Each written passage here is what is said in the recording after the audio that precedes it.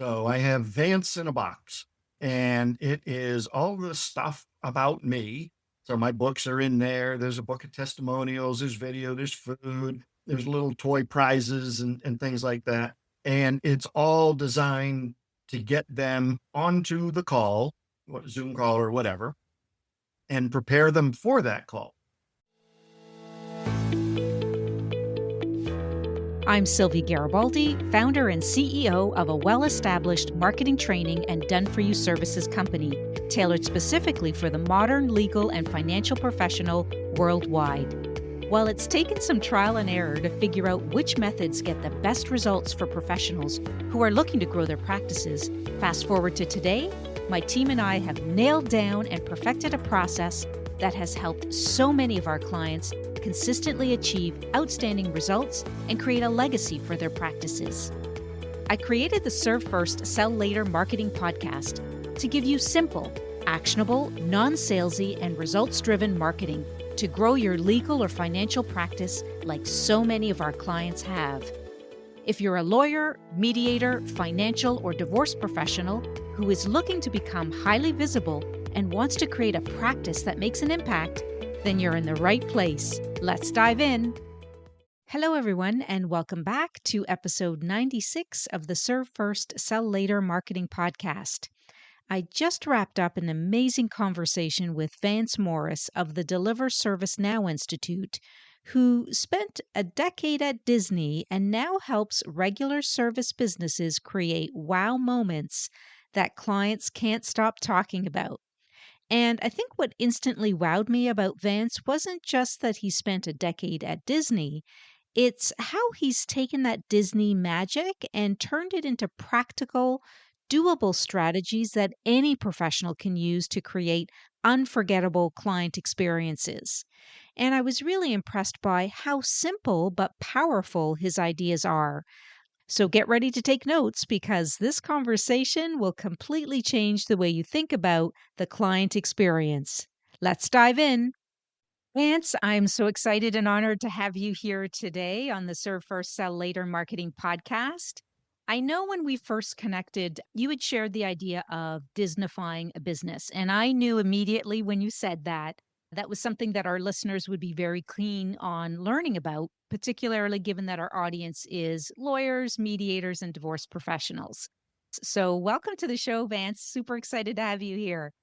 I appreciate it. Thanks so much. We'll have a little fun and hopefully I'll drop some nuggets along the way and everybody will be happy. Awesome. Great stuff. So I thought where we can start off, if you're okay, is maybe to share a little bit about your background, what you did at Disney, and then how you took that experience and turned it into the consulting and speaking business that you have today. Yep. So I appreciate that. I spent a little over a decade working for the Mouse in Orlando. That was back in the early and late 90s.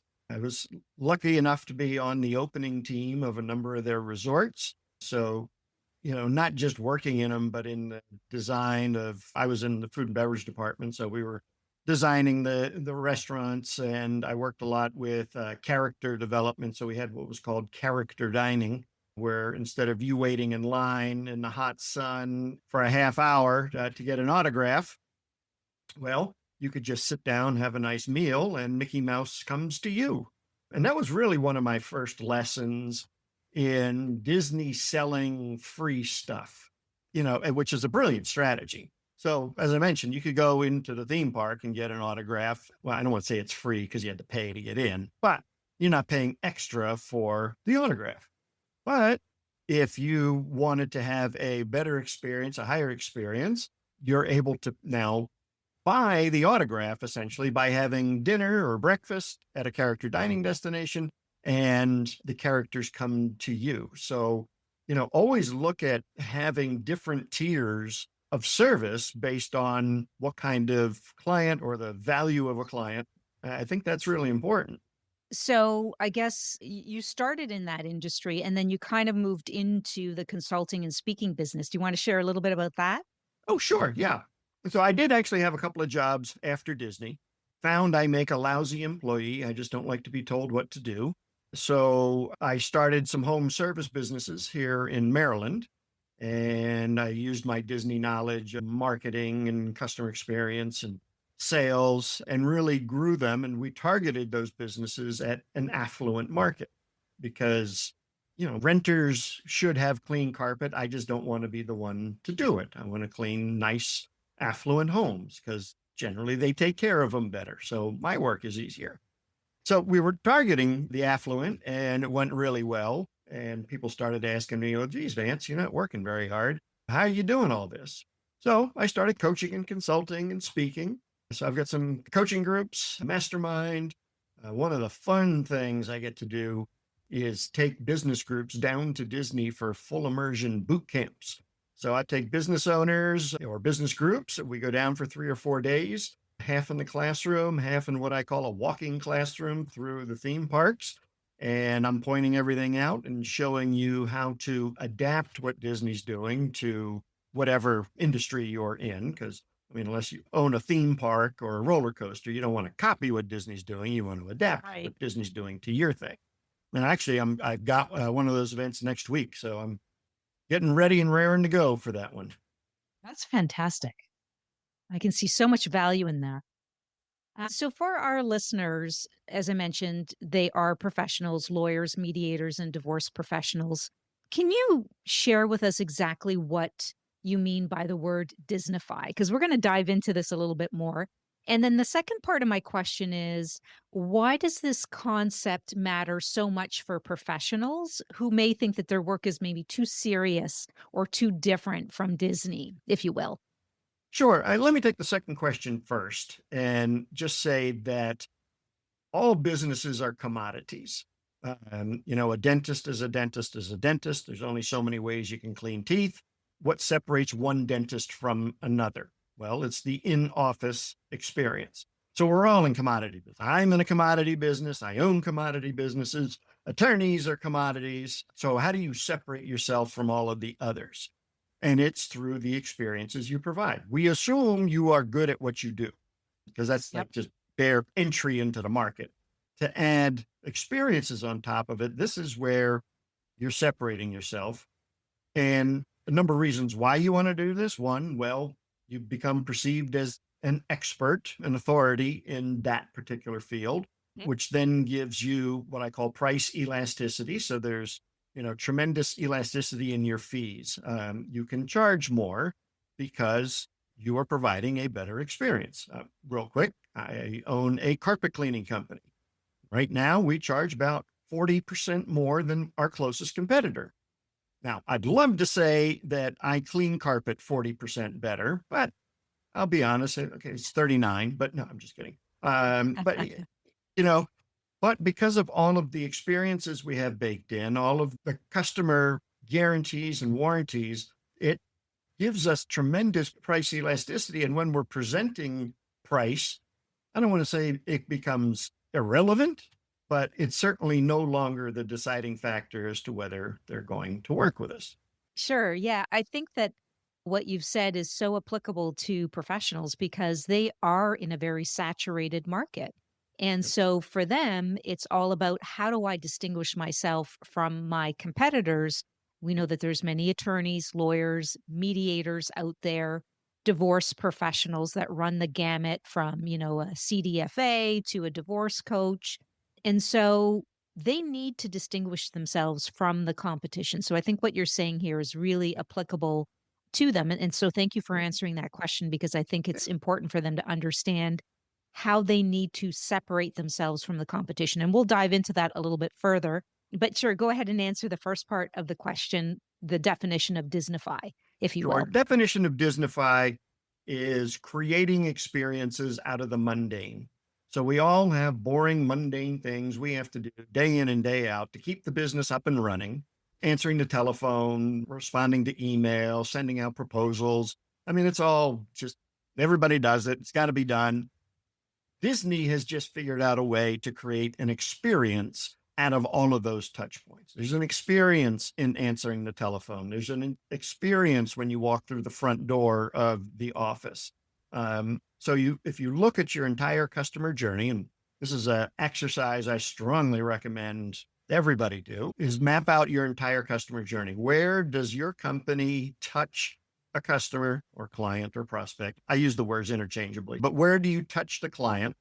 And then figure out where you can create experiences for them. I think one of the biggest areas, we touched on it briefly, is the in-office experience.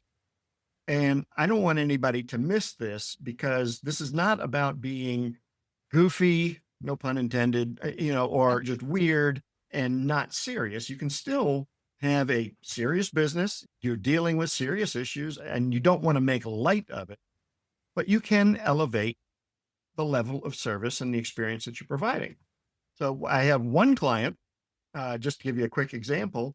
Her clients have difficulty finding her office. So she's in an office building with shared tenancy. So there's other businesses in there. And like most buildings, the signage is horrible. So, people were getting lost and didn't know to go to the fifth floor and things like that. So what we decided to do was create a video of how to get in to the building and up to the office. So we had a guy go out and get in his car, start videoing, pretending he's driving in, says exactly what spots to park in, tells you which door to go into, which button on the elevator to push, and then what hallway. I mean, soup to nuts. And he did it with a touch of humor, and a little bit of jabs at the building management. Said, well, we really would have liked a sign here, but we're not getting one. But if you follow me. And it was a really cool video. And every prospect gets that video prior to them coming to the office through an email or a meeting reminder. Now, that's for the general run-of-the-mill folks. If they have a higher value client, they are not going to let them go all willy-nilly and just follow the video. The advisor or the attorney goes down to the lobby and waits for them there. And then when they walk in the building, they escort them upstairs to their office. So it is a higher level of service. Of course, you're paying, or customers paying, a higher fee, but you've now just taken getting into your office, turned it into a revenue event. And so I like the way you divide the tier level of service, right? The different tiers there of using video versus greeting them in person is absolutely such a brilliant idea, I think, because you're welcoming them in each scenario, but in a different way. And they still feel welcome, right? And regardless that they are on a different revenue tier, but they're still getting that level of service. So I think that's a great example that you shared about Disnifying the in-office experience, if you will. And that was just one little part of the in-office experience. We'll definitely dive into that a little deeper, but I think right now I'd like to, look at it from a marketing and branding perspective online. So with these professionals, I know you've worked with advisors and attorneys. So thinking about them and looking at the online experience, what recommendations would you give to a professional that wants to Disnify maybe their online experience or online marketing and branding? Yeah. First thing, if you haven't gone through your website as a prospect, stop listening right now, hit pause and go do it, because so many websites, and it's not that they did anything wrong. It's just that, one button's not going to click, or it clicks and it takes you to someplace else. And those are all little small frustration points or friction points. And if you have one of them, all right, no big deal. But if you got 3 or 4 that are strung together and people are having difficulty navigating your site, they're gone. They're going to the next one. Not because you're a bad attorney, not because you don't know what you're doing. It's because your website doesn't work or doesn't work well. So definitely take the time to audit your website, and you should do it. Take 15 minutes and go through your process as a customer. I think that's really the biggest. I mean, the online should match the in-office experience as far as being congruent. So you don't want to have, a website that looks like it was made with Windows 95, and then they get to your office and you're pouring Dom Perignon in a champagne glass. 2 very different experiences. So you need to make sure that the online experience is congruent with what you're doing in your office. Yeah, that's a And, and great point. and I Yep. think that a lot of people feel that, especially my theory is people do business with people, they don't do businesses with business. And a lot of times, this is probably 90+%, everybody screws up the about section. You have your picture, and here's the 19 different certifications you've got and your degrees and everything. And again, we assume that you have all that stuff. Otherwise, you wouldn't be a divorce attorney or whatever. Right. And none of those letters mean anything to anybody but you. Get in there and start being human. Talk about, all right, I love duck hunting and my dogs go out with me, or, I'm an avid rower, or I like to paint on the weekend. I'm not saying you need to let your entire life in, but you Yep. got to let some of your life in so that people can start to resonate with you and you come across as like a real human, not just a caricature with alphabet soup of letters behind their name. And I think a lot of folks they miss that, or they think that it just should be all this professional jargon. And that's just really far from the truth. And I couldn't agree with you more because that's something we preach a lot as well is that, the certifications, your law degrees, your mediation degrees, and they are the bare minimum that people Yeah. need entering the market. It's what makes you different. And so I like the about section. So it could be the about section on your website, it could be the about section in your social media as well. So I think that's a really valid point. I guess there's a lot of information in there to sort of think about what can I do or what could I write about that could make my about section a lot more intriguing and get Mhm. people more interested in calling me up and saying, hey, we need to meet. This is the issue that I'm facing. So, as I mentioned before, our market of legal mediation and divorce professionals is very saturated. So, what Disney inspired strategies specifically for this market could help a professional become the obvious choice rather than just another option amongst a billion others out there? Yeah, certainly. So, first and foremost, if you haven't written a book, I'd strongly suggest writing a book. Book authors automatically have authority, celebrity, they're viewed as an expert. Now, I'm not saying it has to be an Amazon or New York Times bestseller, but you should have authored a book on what it is you do. And not technical jargon, don't make it look like the tax code or something, but written in your voice, something that could be helpful to someone, but not give them the complete package in a book because they still need to hire you. Right. But there is so much you can do with a book that you can't do anywhere else. One is you can mail a book to your prospects. So I have a real estate client who, when somebody calls in for a listing, will send either FedEx or have one of the agents drop it off because it's usually within, a certain radius of the office. But they'll drop off his book and a whole bunch of other stuff in this nice box. When he shows up to do the listing, 90 some odd% of the time, he just gets there and signs the contract. The book has done the heavy lifting as far as presenting him as the expert in the area, and he's probably your best choice for listing your home.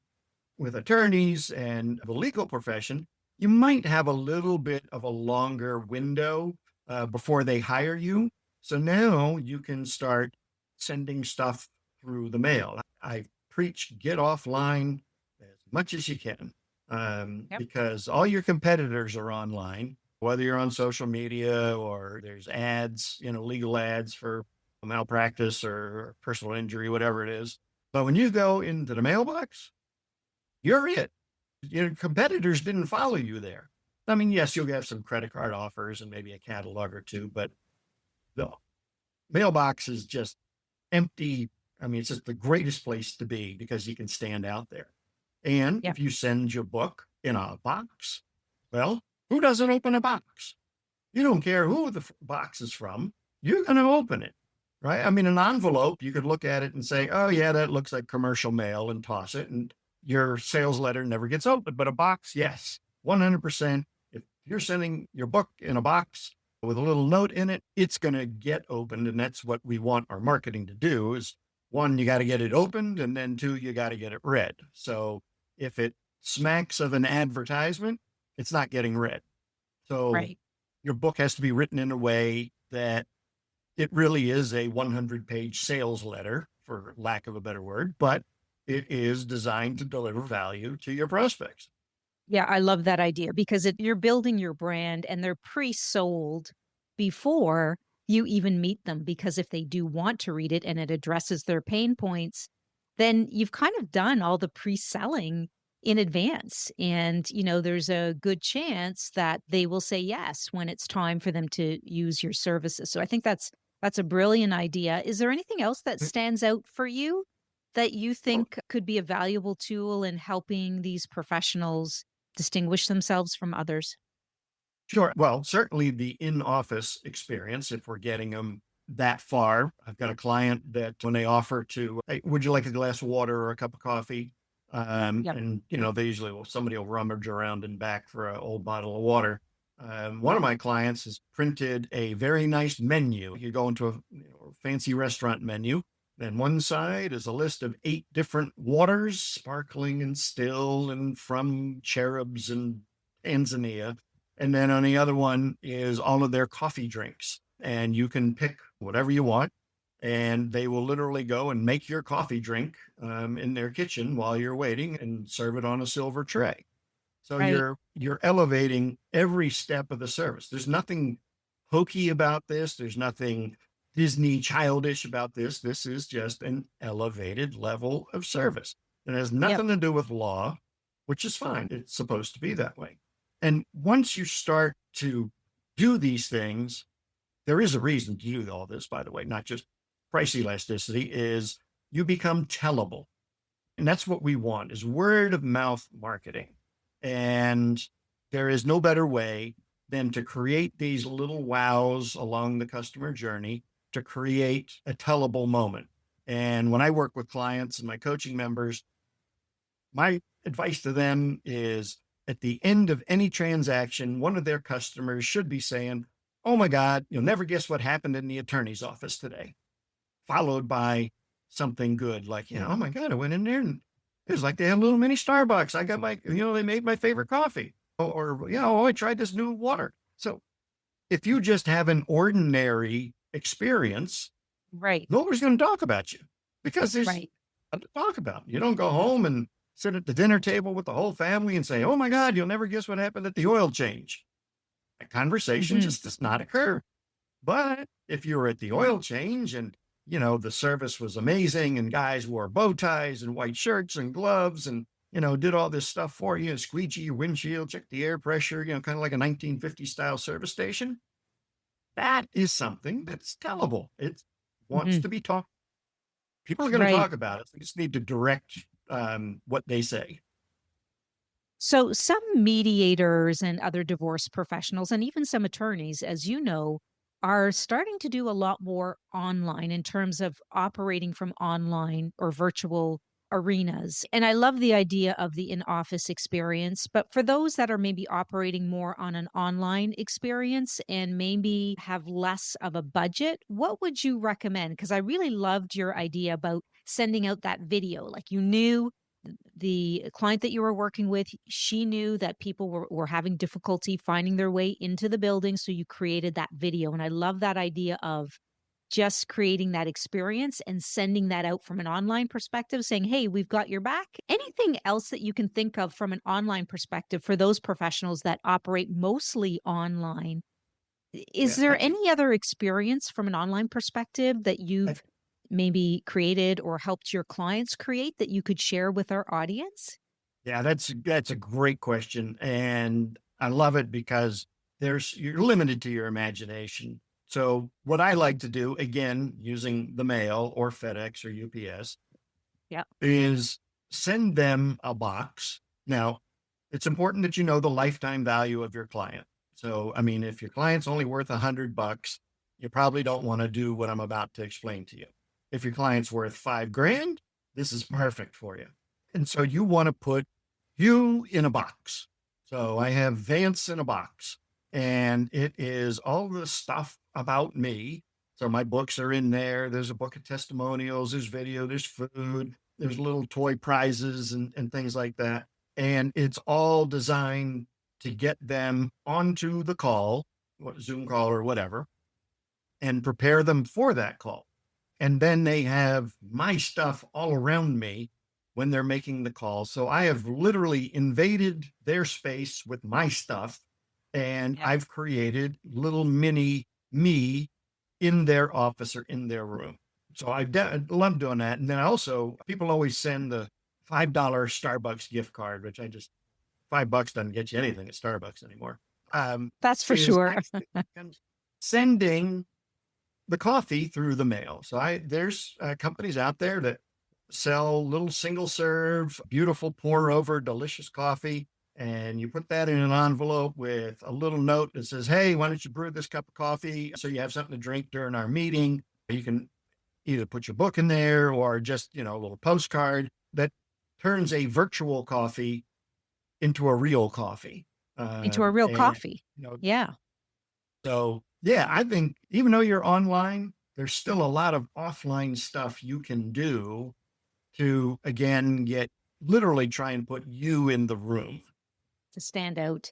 Yeah. So I just want to ask you another question on that because with the idea of, Vance in a box, if you will, and I love that idea, you could also, I would imagine, be able to take this box and convert it into an online box, if you will. So before you meet with a prospect or even your first time meeting with the new client, you could convert some of that information that you send out via the mailbox. You could actually convert some of that into an online experience. And I wanted to get your thought on that because some people, as I say, do operate online. And I totally understand taking it offline to kind of stand out. And I think that's a really important point that you're making that many people should consider. But I also think that there's the online perspective that some people may just decide not to go for Right. whatever reasons. Maybe it's budget reasons that they want to stick online. So my question to you is, with this box, what could that online package look like before you meet with the first time client for your first meeting or the prospect meeting before they become the client? Could we convert any of that, do you think? You can, I mean, physically, yes, you can certainly convert it into a PDF and then put it Yeah. into part of your sequence. Hopefully your listeners all have a CRM and they can, schedule messages to go out. Um, One of the things I found to help your email open rates, because that's where a lot of this stuff gets stuck, is it's not the prospect's fault. It's not your fault. It's an email provider that, you just get stuck there. So the first email I always send out, I always send a text with it that says, just sent you vital information in an email. Please go check your email now and make sure it's not in your spam folder. I mean, my open rates went through the roof, like 30%. I mean, it was just insane. Love that. But yeah, you could certainly do that. I mean, what you miss out on is having it be like the Cracker Jack box and getting the toy surprise at the bottom. There really is no discovery. There's no tangible, because with the box, you're activating the sense of touch, you're activating the sense of smell. Yep. And once you've captured those senses and started to create an emotional connection, then that's where people will remember you. Yes, you can do it online. I mean, I've done stuff. You could probably find most of my stuff in a PDF somewhere, but online consumption needs to be broken down into smaller chunks because Gotcha. of the attention span of the online user. Right. Whereas I would send a book through the mail, I would not send you a PDF of my book because you're never going to read it. But I might send a Cliff Notes version. I might have a cartoon, a comic book made out of my book so that, it looks great on the screen and still conveys the same messaging. Or you can take your book and break it down into special reports, things like that, or white papers.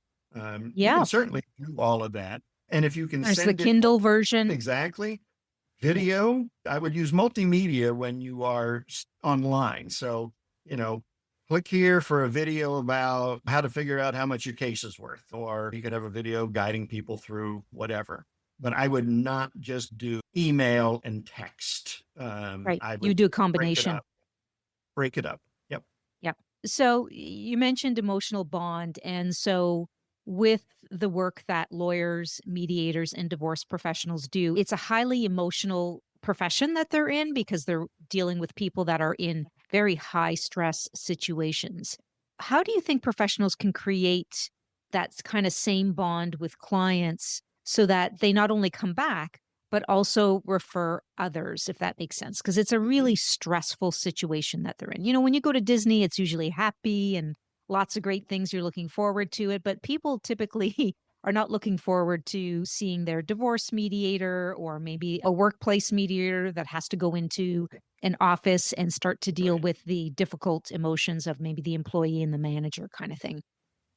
Yeah, I think that certainly at the end, there is a lot of opportunity. I have one personal injury attorney who throws a big party in their office when they win or settle a case. I mean, balloons, cake, the whole nine yards. A lot of his clients can't afford, parties, and he'll say, "Yeah, bring 20 of your closest friends over. It's great. We're going to throw a party." And because maybe somebody else didn't, or they don't have anybody else to celebrate with. So just by you, I mean, going out and getting a $20 cake and some, fruit punch, some balloons, you've just made somebody's day, and people will remember it and people will talk about it. And then you also Yeah. have footage or pictures for your own online social media stuff. Hey, here's another successful case that we closed, and here's the party we had for him. And oh, wait, no other attorneys having parties. So, you create that. And then I think throughout the experience and afterwards, you need to maintain that emotional connection. Again, I'm a big fan of print newsletters, Uh-huh. um, not salesy ones, but ones that are designed to entertain and continue the emotional connection. I'll give you a quick example. So I shamelessly use my children in my marketing. And my daughter used to do ballet. She's 17 now. But from Mhm. age 5 to like 12, she did ballet. And every year we had the recital. And every year we took a picture of her in her tutu for the recital. And I said, well, this could be good for the newsletter. So I took a picture of her in her tutu, put it in my newsletter. And I did that for, I don't know, like 5 or 6 years. Every year she got bigger, different tutu. And my daughter and I were in the grocery store a couple of years ago, and a woman walks up to us and said, "Oh my God, Emma, how was your recital?" My daughter and I looked at each other like, who's this nutty lady? We're ready to go hide in the frozen fruit section. And then I had to think, Right. wait, he's got to be one of my clients. I've created an emotional connection with this person. She's never leaving me, no matter what. I mean, she's Right. not leaving until she moves or dies because of that emotional connection I've created. And I have to think that there are a whole bunch of people like her that I've encountered that are getting our newsletters or getting our communication that we've got that connection with. So it's Yeah. that. And I'm not trying to be woo woo. This is not woo woo stuff. This is like scientific. Your It's different making a chemicals connection. and need to have that in order to not only maybe have them come back to you for something else, but for you to become referable. So do you still use printed newsletters like to this day? You send them out every Oh, month or 100%. yeah. And every one of my businesses has a print newsletter that goes out. So my carpet cleaning business, 13 years straight, I have not missed a month in sending out a print newsletter. It's a carpet cleaning company. Who wants to hear from their carpet cleaner?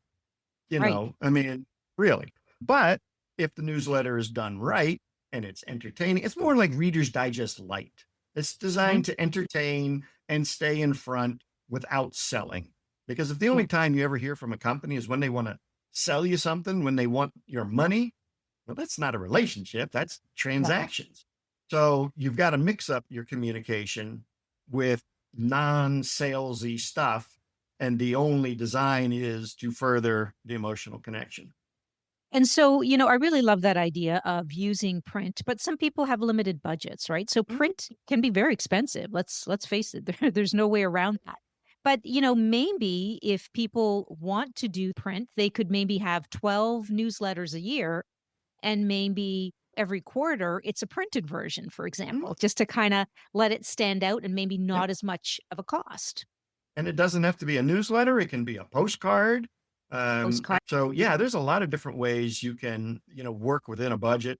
budget. You can do it with email. You can do it with social media posts, and it's just take everything that would have been in the print newsletter, and they can all become little mini newsletters online, social media, etc. Yeah, so many ideas, right? There's so many ways to do this. Those are really great ways of creating that emotional connection and your newsletter version that you said as well. So I think those are really, really great examples for sure. And I think if we shift gears a little bit and think about the client experience and mapping out the journey. So I know Disney does that really well. Disney maps out every guest interaction. And so, is there anything that comes to mind for professionals, how they can map out the client journey? And I know you've done a lot of work in this area that can help them ensure that every touch point builds confidence, but more importantly, at the end, converts into a new client, if you will. Certainly. So, I think we talked about it a little bit earlier, is you want to look at every point where you touch the client or the client interacts with your business. And you start all the way at the beginning. So, is that a Google ad? Is that a postcard? Is that a referral? How did they get to you? And then every time the prospect touches your business, that's a point on the map. So, all right, they fill out an online form. That's point one. Point two is a phone call. Point three is an office visit, and et cetera, all the way down. Now you can determine what you want to happen at each one of those touch points. The other thing, and this is where most businesses miss it, is that the waiting period is also a touch point. So there's time that elapses between first meeting and second meeting, right? So what's happening in that week or 2 week span Yep. where they're not a client yet and they haven't signed on? And so what are we doing within that 2 week span? And that's when you're sending them, again, stuff to build value, again, whether it be through the mail or through email or video, but you need to do that. So Disney is a master at entertaining you while you're in line. You do a Oh, lot yeah. of wait, you wait Oh, at yeah. Disney. You wait to get on the ride. You wait for food. You wait for Yep. transportation. You wait. But now they have what's called linertainment, where they entertain you while you're in line. It doesn't speed up time, but it makes it not feel so bad. Well, we need to do the same thing in our business. Is if there is a period of time between one step and another, we need to be entertaining them in that in between spot. That's just as important, if not more important, than the actual touch points, because you're ensuring, one, you're staying top of mind. Two, especially like in a legal case where maybe somebody's got to go and do a lot of research and it's going to be 4 or 6 weeks before the next meeting. Well, we should be in contact with them and say, hey, no, I haven't forgot about you. Here's where I am with your case. Oh, I just found an interesting article in the tax code and the this and the that. That stuff goes so far, then dead silence. Yeah. So you're saying come up with a strategy of the in between period of really valuable stuff or information that's going to wow them just the way Disney does, right? So Yeah. Disney wows people while they're waiting in line. That's the boring part. That's the frustrating part when you're waiting. Nobody likes to wait. So I love the idea of the different things that you can do to entertain them. Is there anything that's really stuck out for you that was a really awesome idea of that waiting period that, because it can be boring, right? I mean, listen, the legal Yeah. mediation and divorce spaces aren't really sexy. There's not really a No. lot of fun stuff in there, but does anything stick out for you? Yeah. A couple of my clients will do food and will either send food or send them to dinner somewhere, so things like that. Like we'll take our top 5 clients every month in one of my other businesses. Top 5 clients get mailed a cake. So we have a state cake here. That's called the Smith Island cake in Maryland. Smith Island's just down the road from me. And so I call them up once a month and I order 5 cakes and they mail the cakes out to my clients. Who is mailing a cake through the mail? I mean, nobody's doing this as No. far as businesses are concerned. So you're going to stand out. And again, it's another touch point. just remembering you need to know the lifetime value of your customer. Again, if it's $100 thing, you probably don't want to be sending a cake. Maybe you want to send No. a brownie. You know, Yep. if it's a $5,000 case, I'd be spending $400 on ensuring that they become and stay a client. Right. So you're saying if they're like a $5,000 value client, you may spend $300 or $400 on something to keep them entertained or happy or, feeling very Mm. well cared for, right? So that's important. Those are awesome ideas, Vance. Thank you for sharing that. I wanted to just dig a little bit deeper because they are complicated moments that a lot of these professionals experience with their clients. As I mentioned, there's a lot of frustration, there's anger, there's grief in all of these situations that these professionals work with. And so clients they work with are emotional or anxious. And we talked about the waiting period and how to sort of treat them during that waiting period. But does anything come to mind about a Disney practice that could calm or create more trust or reassurance? Do you think for these clients that are going through, a very challenging time in their life, or even employees that are very stressed out because they're disagreeing with their manager and they feel they could lose their job? And so then a workplace mediator comes in, or a family law mediator, a divorce coach, all of those situations that cause that level of stress. Is there anything that Disney does that can create that kind of calm and trust and reassurance? In the parks, yes, Disney does this wonderfully. You can pet the animals and that's soothing and all that. Yeah. I think when we go back to your office, is what is the office? How is it designed? I mean, is it with big old wonkin fluorescent lights over the top and furniture that looks like you bought it at Furniture's R Us? Very institutional. There's nothing welcoming or soft about your environment. I would look there because your environment is going to set the tone. Again, remember, taste, smell, touch. And even offline is, how do you start sending information that may be outside of your scope of work? Like, here's a great therapy group, or hey, I just heard of this new church group, or stuff on coping, stuff on caring for themselves. Again, it's more touches, so they get more familiar with you. You're not selling directly to them, and you're giving them something of value. So even doing little events, we didn't even talk about that, was what events can you do for your clients? Have a referral partner there.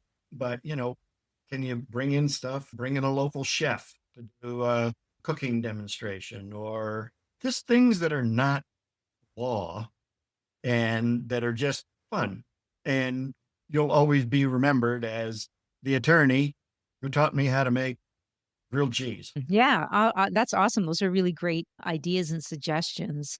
Just to build on that point, something that we're seeing in the industry is that there are stronger relationships happening between divorce mediators or divorce attorneys and divorce coaches. So these experts are bringing in divorce coaches to help their own clients that are going through the divorce process to have a divorce coach at their fingertips to help them navigate the emotional side of things. So that's kind of like building that referral partnership and Yep. bringing in-house other consultants or providers that can help soothe whatever that issue is that they're experiencing throughout the cycle of or the process that they deliver. So that's another trend that we're seeing for sure. So if our listeners could take just one Disney inspired action tomorrow to really improve the client experience or to build their thought leadership to become more visible, what would it be for you? What would you recommend? I would say take one of the things that you heard today and go implement. Yeah. It's all about action. You can't just, okay, listen to a nice 40-minute podcast and, okay, I'm off the treadmill or my commute's done. I mean, if that's your intent, that's fine. But I always say you're not going to make any money or you're not going to change anything if you don't take action. So even if it's a crude video and you record it yourself, Yep. record yourself walking into the office and then put the video on your website. Boom, done. Or any of the little ideas that we had, just pick one and do it. And do it. Yeah, absolutely. I agreed with you 100%. There are a myriad of excuses people could make, but with technology, with AI, there's no reason why we shouldn't take that action and implement as soon as we can. So I want to thank you, Vance, because you have shared such powerful insights today. And I think what I love most about our conversation is really how it blends both sides of the practice, right? The marketing and the branding that gets you noticed, and then the client experience that you've referred to that really keeps people talking about you long after they've left. So I think for those listening, I hope that you can already see ways to apply what Vance has talked about, his important lessons here. And I think when you Disnify your practice, you're not just providing a service, you're really creating a memorable experience that fuels both referrals and reputation. So, thank you so much, Vance, again for sharing such wisdom. And I have no doubt that our listeners will find this episode invaluable. Thank you so much for having me.